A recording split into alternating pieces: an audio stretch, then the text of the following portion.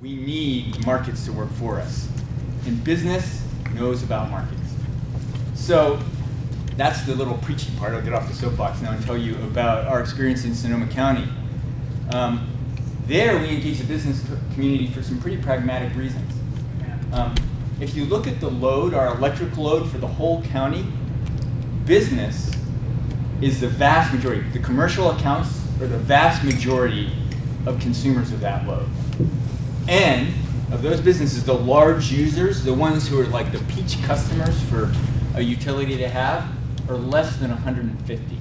Now compare that to the tens of thousands of residential accounts. And you can see that if you're an organizer and you're looking to make change, the group that's easy to organize and whose participation is critical to the success of a local utility is mostly in the business area. And at the same time, you will not be surprised to learn that those people have outsized political influence. So we started sitting down with them. I did dozens of one-on-one meetings. Oh, and I also want to say one other disclaimer.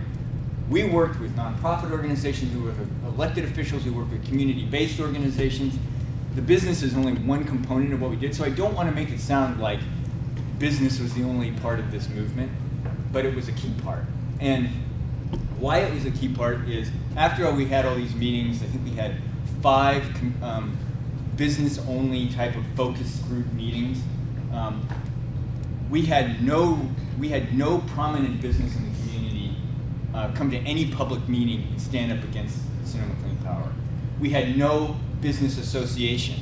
We had the most conservative business association in the county endorse us, and the Chamber of Commerce was agnostic on it.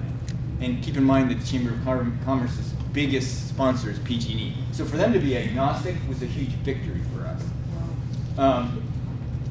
So it really paid to have, one last little tale I'll tell is, when the Board of Supervisors voted on this, the key vote, 8 prominent businesses stood up and spoke about why this was a good thing for our community.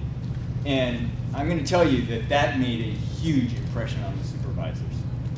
And the last thing I'm going to say is, Climate Protection Campaign, my organization is in this for greenhouse gas reduction. But that is not what sells in Peoria, and frankly, it's not what sells in Sonoma County, California either. Economic development is what sells. Jobs, competitive rates, a more reliable system. And the group to make that case to elected leaders is businesses. I think community advocates and environmental organizations like ourselves, we have another pitch to make, but it's bolstered when we have some businesses on our side making that case. So I think that I've probably said enough, and I'm just going to turn it over to you, Danny, and let you talk about your perspective. I'll share a little bit of perspective, but I don't want to keep you guys from doing some work, which is we're going to ask you to work in your tables and answer the question, how do we build the political clout of businesses, and bring back your top 3 ideas as a table. And right at the end of the hour, we're going to get you to report that out. So, we'll probably have 10 minutes to do a little brainstorm, and then get 5 minutes of you saying your top 3 ideas, and then we'll do a little vote and find the best ideas or something like that as a process. So we do want to get this to small group stuff, but just as far as perspective goes, per Barry's comments, my personal experience with Sungevity after a long career as an activist in various groups fighting fossil fuels is that it's an incredibly powerful vehicle to have a business that is providing solutions and creating jobs. It does get people to prick up their ears and listen in positions of power and policy and politics. And it does just create its own momentum because you're making money, you're not just getting money, you're creating jobs, you're employing people, giving them meaningful careers. And so business is a vehicle for social change. During this stage of the social movement, when we've kind of convinced the majority of the world's population that we have a problem, and I know some people doubt that, but I actually think if you poll humans, they know the weather's changing, things are getting weird, and they also, majority probably don't trust that the current power holders, literal and figurative, have a solution. So they're looking for it, and they want someone to show them the way. And that change agent in this stage of social movements, if you look back at the civil rights movement or any number of movements, is often small business. So it's entrepreneurial capital's role in a social movement sense to provide solutions. So I think that's why business should be engaged in this conversation about local clean energy. I think there's pitfalls and traps for young players about it. I think, I fall into it sometimes believing that distributed energy is necessarily better, that per Gopal's framing at the start of the day, if it's not decentralized in the ownership sense, it may not be as good a solution as it should be. There's also just follies around falling prey to greenwash rather than actually making systemic change. But certainly we can fix that and run businesses better. So the question for you is how to do that, how to build the political clout to be meaningfully engaged in this movement. A little bit about Sungevity and the SfunCube, which I want to brag about for a second. Sungevity is 300 plus people down the bottom of Broadway here at Jack London Square, people like Mark up the back, selling solar across the country and now around the world, in Australia and the Netherlands as well. Homegrown here in the East Bay, built on initiatives like PACE. People forget PACE, but actually the thing that gave us our start in the free pay-as-you-go sale of solar electricity was the Berkeley First program, which was the first time any city or county in America had allowed homeowners to go solar and then pay for it on their property assessment. That product is no longer available very widely, but if we had it, we'd sell it. We do in Riverside, where it's still available. We also do solar leasing, which does avail solar to a lot more people in our community. It's been remarkable how that's democratized the uptake of solar, in the sense that, it used to be, say, in LA, solar was consumed by people in Malibu and west of the 405. Now it's all east of that. It's the Inland Empire that's going solar because they can go solar for no money down, and that's where the air conditioning load is killing them in terms of cost, and we're saving them money. So zero down, pay-as-you-go solar leasing has helped get it to the 40 to 80,000 income bracket, but that's still not enough. We're still not being able to provide it as a solution to every family across America that we'd like to. So we need other financial innovations and services. And one of the problems with financing, per Gopal and Steyer's point today at lunch, is that there's a concentration of the ownership through those financing models as well, which we have to be cognizant of, but it may be a means to an end during this phase of the adoption of local clean energy. The other thing I would just say is that Sungevity has supported the building of a sort of an entrepreneurial ecosystem down here at Jack London Square. We have an incubator called the SfunCube. Spun is solar for universal need. We have about 12 companies in there, some of which are in the room. B Solar, Kevin. Businesses like Mosaic, which are really trying to disrupt the way finance is done, distributing that as well as the end production of electricity. And that's available as a resource to the community to build more businesses, because the whole thesis that I want to leave you with is that while I believe business can be a vehicle for solutions and this stage of the social movement in addressing climate change, there's not enough businesses trying to do that. Even though it's a really good opportunity space, per Tom's, again, at lunch, the multi-billion dollar, trillion dollar finance industry gets it, that this asset class is better because there's no fuel input and there's no pollution cost. Therefore, it's a better return on investment vehicle. There's not enough businesses being created for them to bet on. It's a really weird problem when you think about it. We talk about the $1 trillion rewiring of America. That's the sort of the number for the refitting of America's electricity system with distributed, decentralized, clean energy assets. The rest of the world is another $30+ trillion as a build out of new electricity generating assets. $1 trillion is 1,000 billion dollar businesses. To get 1,000 successful businesses that grow to $1 billion in market cap, you need probably 10,000. Just by the numbers, statistically, that's what happens. Companies fail more than they succeed. So we need 10,000 solar entrepreneurs in America trying to start the business that turns every window on the south side of skyscrapers into a solar production resource. We need an entrepreneur to take the sidewalk and turn it into a solar production resource, to turn your clothing into a personal power pack. Whatever it is that they're going to do as a business, we need more entrepreneurs, and so we need to work out how to spawn those in our society and as part of the social movement. So that's the thought I'll leave you with. It's something we're sort of devoted to trying to help do.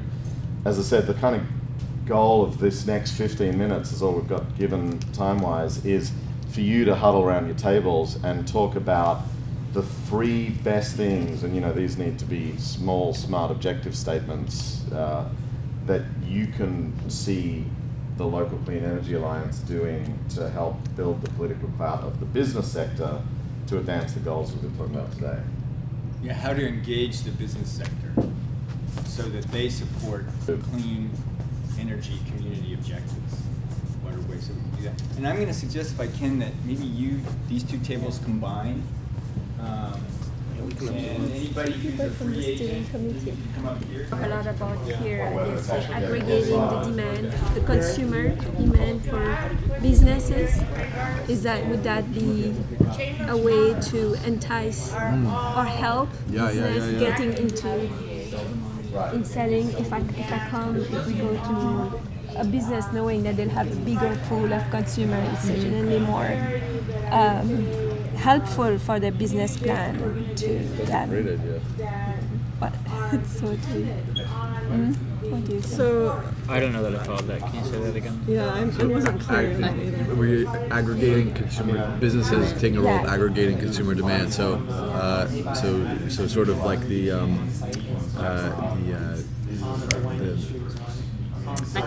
so essentially bringing people right. So a business that has lots of different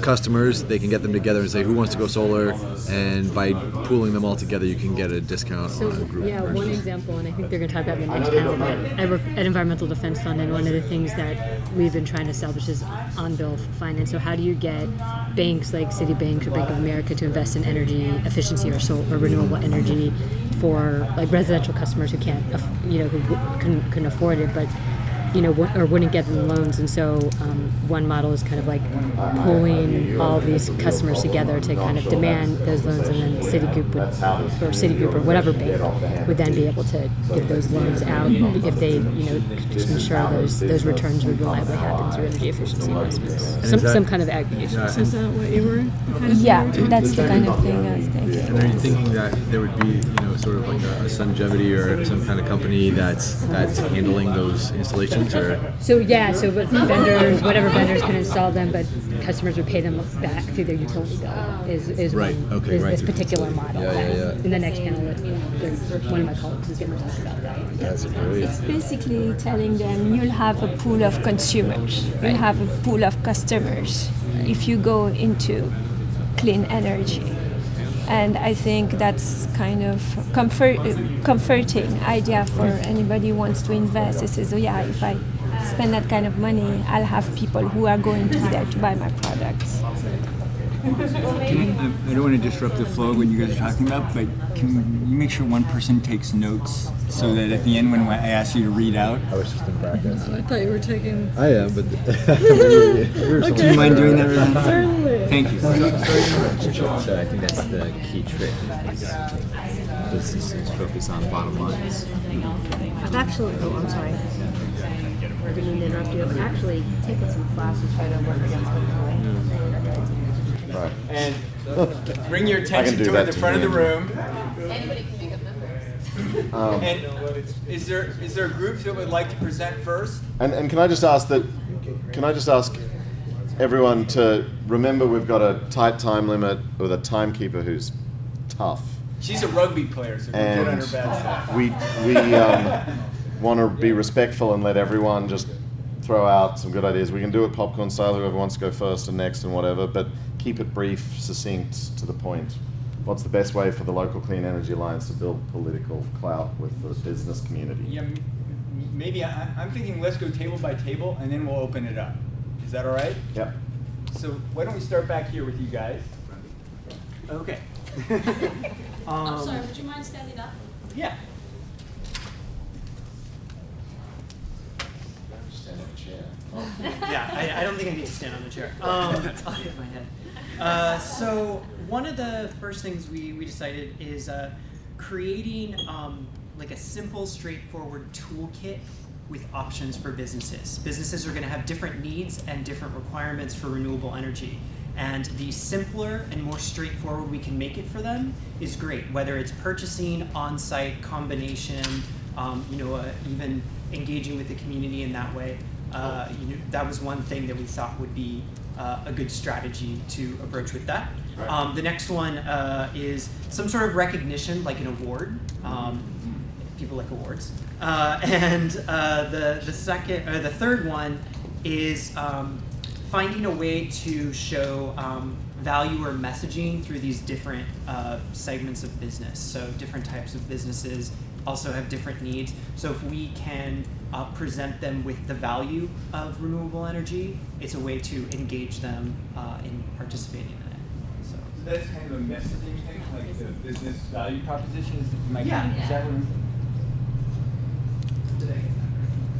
Great. Okay, how about you guys? All right. Try to stand up and read this.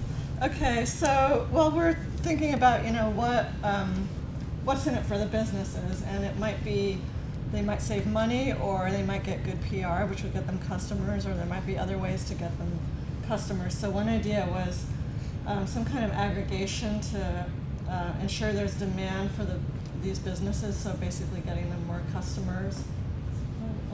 So a reward program for businesses. Pardon? Rewards for businesses. I think it's more about aggregating demand among their customers, group buys. And another one that was really interesting was the idea that the outputs of one business could be the inputs for another. So, for example, a business might have some plastic waste that some other business could use somehow, or something of that nature. So have some kind of database where businesses could share this kind of information. Maybe you might not know what could be done with this, but someone else would. And what else do we have? Another one was allow businesses to donate a portion of their profits to finance clean energy projects, which would be good PR and get them more customers.